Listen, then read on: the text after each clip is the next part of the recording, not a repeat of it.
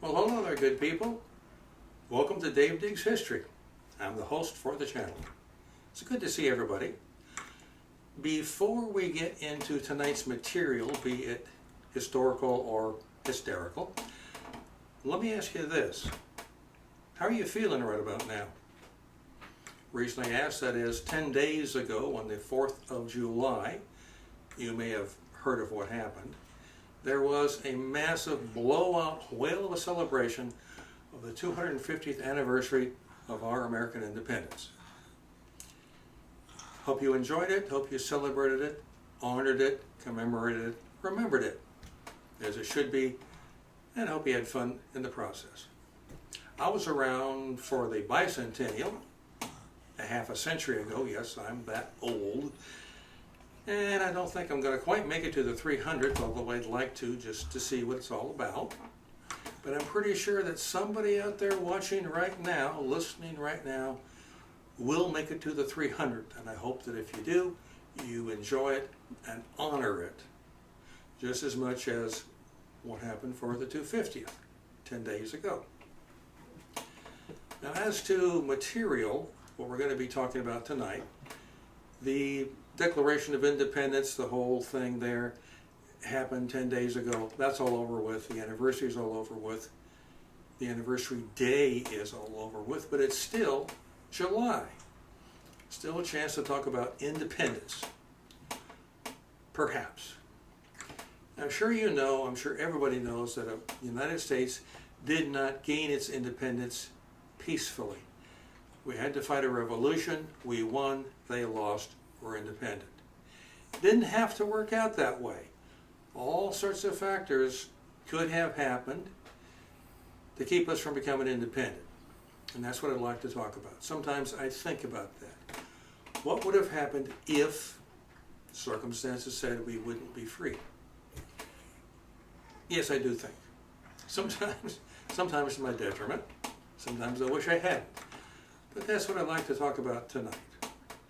What would have happened, what could have happened, what most likely, it's all speculation, it's all speculation.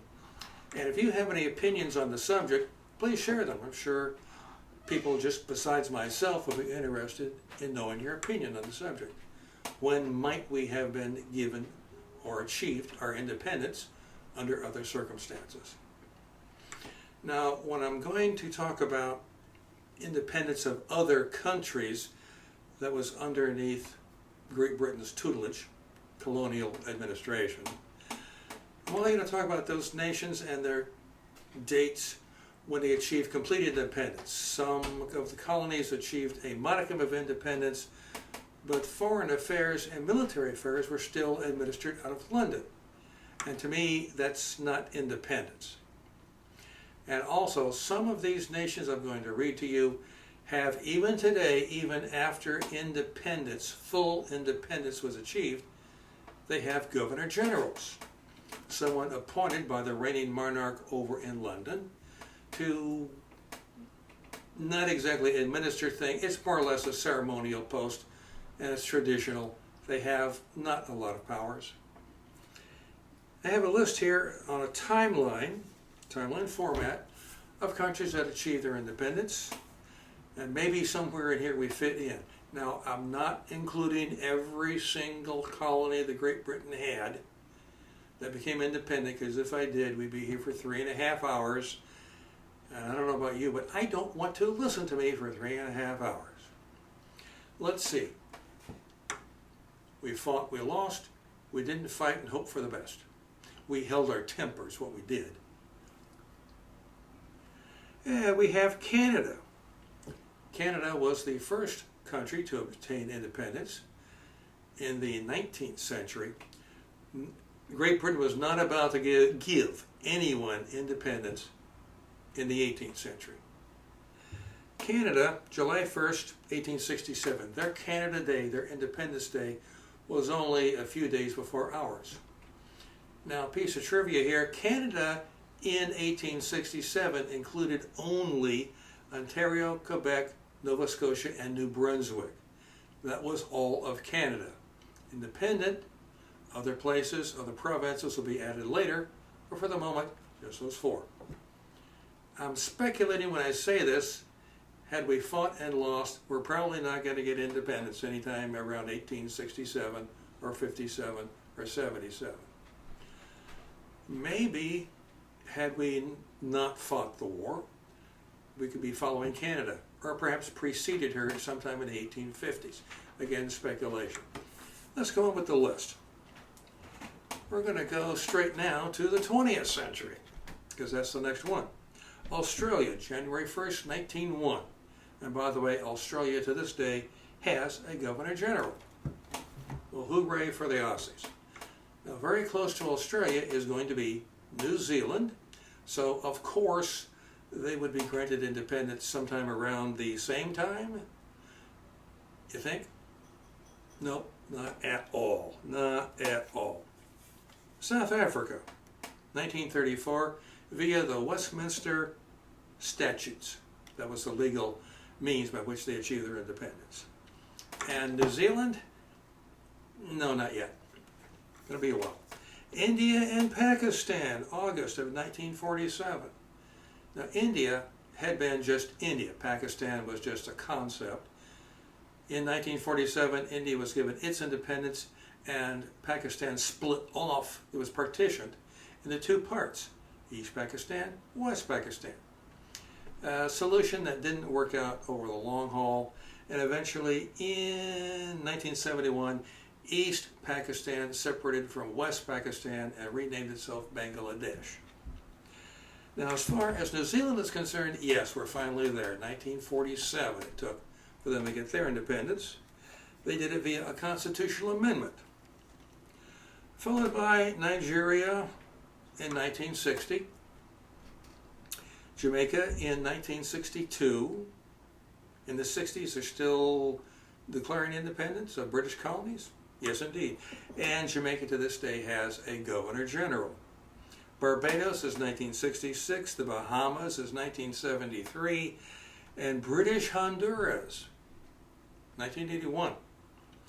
They were renamed Belize. That's how they're known too. And they have a Governor General too. So really, pick any time frame you like. It's hard to say that anyone would be wrong for our independence to have come along. But it came. Because we fought for it, we earned it, we deserve it. And we're going to keep it too. Against all comers. And that's it for that. I have no more material as far as that's concerned. Again, I could have included many, many, many more countries. No, that's not going to work. So, again, I hope you had a grand and glorious time and you have recovered from the 250th, maybe preparing yourself for the 275th, who knows. But at any rate, I have the, wait just a second. I have indeed forgotten something. I forgot about the whole 14th colony, the 14th American colony. Yes, American history revolves around the original 13 colonies, the ones that created eventually the United States of America. But what about the 14th colony? Anybody guess what it is? Don't say Texas. Florida.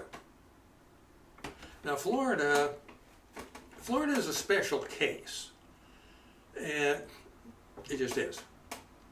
And because I don't want to listen to myself talk for the next 3.5 hours, I'm going to devote an entire episode just to the special case of Florida. But I can tell you this much. At the time of the American Revolution, it was the 14th colony. It had been a British colony since 1763, when the Treaty of Paris was signed.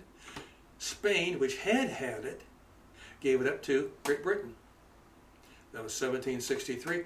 By the time 1775 rolls around, Britain's still in charge and would be until 1783. So what happened? Next time on Dave Diggs History, we'll explore that particular rabbit hole. And until then, I have the honor to remain your most respectful and obedient servant, Dave Diggs. Hoping that you've enjoyed yourself and are proud of our nation making it this far. And as for me, I'm going to find some tools and get busy on this place because it's still not up to snuff. Hammer, nails, bandages. Take care of yourselves, folks, and thank you very much for dropping in. A like and a subscription would be greatly appreciated.